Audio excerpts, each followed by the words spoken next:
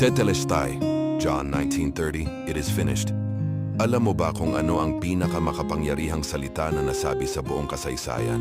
Sa cross bago ibinigay ni Jesus ang kaniyang huling hininga, sinabi niya ang isang salita, Tetelestai. Sa Greek, ibig sabihin nito, it is finished. Hindi almost, hindi kulang pa, kundi finished. Complete, done. Nang sinabi niya yon, lahat ng sin, bawat kasinungalingan, bawat pagnanasa, bawat kabiguan, paid in full. Ang blood na tumulo mula sa kaniyang mga kamay, hindi lang paghihirap, kundi payment. Sa salitang iyon, idineklara ng God na ang utang ng kasalanan ay cancelled forever. Hindi mo kailangang magpakabanal para mapunta sa heaven.